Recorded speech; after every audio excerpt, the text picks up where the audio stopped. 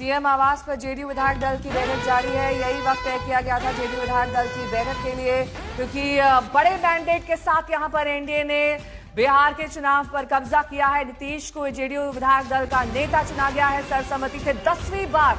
ऐतिहासिक मौका सीएम नीतीश कुमार के लिए, क्योंकि एक रिकॉर्ड स्थापित किया है उन्होंने। जेडीयू विधायक दल का सर्वसम्मति से नेता चुना गया और बेहतरीन परफॉर्मेंस उनकी पार्टी ने दिया है। थोड़ी देर बाद बीजेपी विधायक दल की भी बैठक होनी है और ऐसे में अब मोहर लग चुकी है नीतीश के नाम पर। बतौर सीएम 10वीं बार वो शपथ लेंगे, उनके साथ अन्य मंत्री भी शपथ लेंगे और साथ ही कई चीजों पर और भी स्थिति साफ हो जाएगी कि आखिरकार कौन कौन मंत्री इस बार बन रहा है। कल सुबह 11:30 बजे पटना में नीतीश का शपथ ग्रहण समारोह गांधी मैदान में होना है। सुजीत झा मेरे सहयोगी जुड़े हुए हैं तमाम जानकारी के साथ। सुजीत, 10वीं बार मुख्यमंत्री बनना अपने आप में ऐतिहासिक है, कई बड़ी चुनौतियां, और कई लोग तो ये भी मान रहे हैं कि शायद पूरे 5 साल के लिए नीतीश को ना बनाया जाए, कुछ ही टर्म के लिए बनाया जाए, उसके बाद बदल दिया जाए। इस बात में कितना दम है? देखिए, इस बात में कोई दम नहीं है कि कोई खास समय के लिए मुख्यमंत्री नीतीश कुमार को बनाया जाएगा। नीतीश कुमार मुख्यमंत्री बने हैं तो जब तक वो मतलब रह सकते हैं तब तक रहेंगे, क्योंकि स्वास्थ्य को भी देखना है और उनके स्वास्थ्य को लेकर भी काफ़ी चर्चाएं होती रहती हैं, इसलिए इस तरह की बात उठ रही है। आप पिछली बार आप देखेंगे 2020 में या 2015 में, 2010 में इस तरह की बातें नहीं उठा करती थी नीतीश कुमार को लेकर, लेकिन इस बार चूंकि उनके स्वास्थ्य को लेकर जो आशंका व्यक्त की जाती थी उसकी वजह से ये हो सकता है। लेकिन आप देखिए कि जिस तरह की राजनीति आज भी नीतीश कुमार कर रहे हैं, निश्चित तौर पर कोई नहीं कह सकता है कि वो उनका स्वास्थ्य खराब है। जिस प्रकार से उन्होंने कैबिनेट की बैठक तो की लेकिन अपना इस्तीफा नहीं सौंपा राज्यपाल को, विधानसभा भंग भी वो आज ही करेंगे, तो ये सब चीज़ें दर्शाती हैं कि वो कितने सजग हैं अपने किरदार को लेकर। और सबसे बड़ी बात कि गांधी मैदान वो गए पहली बार। हालांकि गांधी मैदान में कई बार उन्होंने शपथ ली है, लेकिन पहली बार वो गए वहाँ और उन्होंने अपना जायजा लिया, अपने एक एक चीज़ों को अपने से देखना और ये करना। हालांकि उनके अगर इन स्वभाव संकेतों में को जोड़े तो बहुत कुछ इशारे करते हुए नजर आते हैं और रोहित भी हमारे साथ इस वक्त जुड़ चुके हैं और इस वक्त बैठक जेडीयू में चल रही है, सीएम आवास में ही ये बैठक चल रही है। रोहित हमें तमाम अपडेट पहुंचा रहे हैं। रोहित, ये संशय और की जो बात है और ये जो बात चल रही थी कुछ दिन के लिए मुख्यमंत्री बनाए जा सकते हैं, हटाए जा सकते हैं, ऐसे में बीजेपी की तरफ से अगर समझे तो ईबीसी वोट या जो नीतीश की तरफ से आए हुए वोट हैं, आप उनको वोटर्स नाराज नहीं करना चाहेगी ना बीजेपी? वो भी चाहेगी कि ठीक है अब एक ही टर्म बचा है उसको कर लिया जाए, उसके बाद आगे देखेंगे। तो ऐसा कोई रिस्क बीजेपी लेना नहीं चाहेगी, लेकिन संशय नीतीश के मन में बहुत है।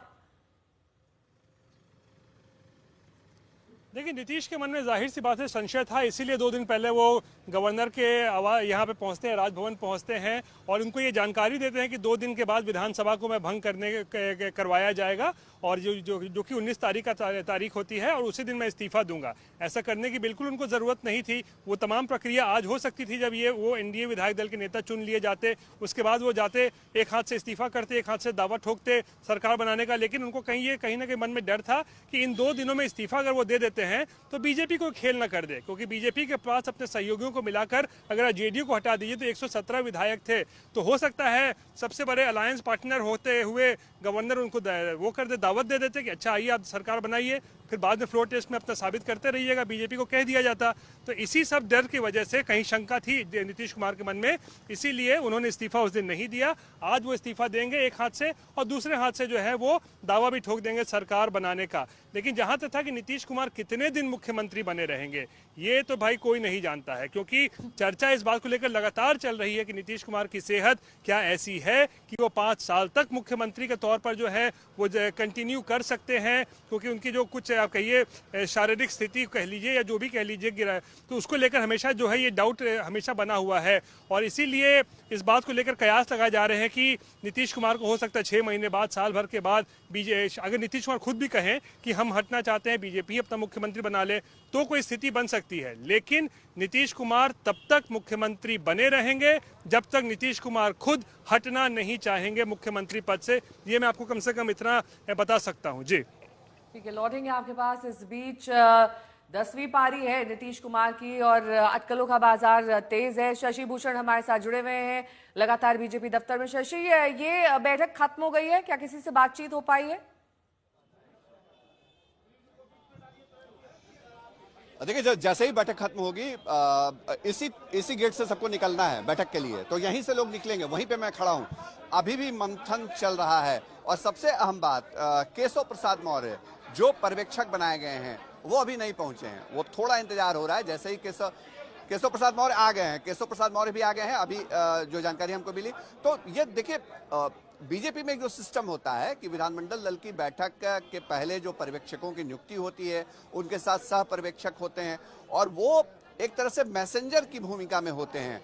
नेतृत्व की तरफ से, शीर्ष नेतृत्व की तरफ से जो मैसेज जाता है, अंतिम समय में एक पर्ची निकलती है और वो पर्ची के साथ ही उस नाम या उम्मीदवार के या दावेदार का नाम जो है वो बोला जाता है विधानमंडल दल की बैठक में, और फिर जो लोकतांत्रिक प्रक्रिया होती है उसके तहत उस पे विधायक अपना मंतव्य देते हैं। ज्यादातर मामलों में हम जानना चाहते हैं कि बीजेपी की तरफ से विधायक दल का नेता कौन चुना जाएगा, क्या संभावना नजर आ रही है, किस नाम पर सबसे ज्यादा चर्चा? सम्राट चौधरी?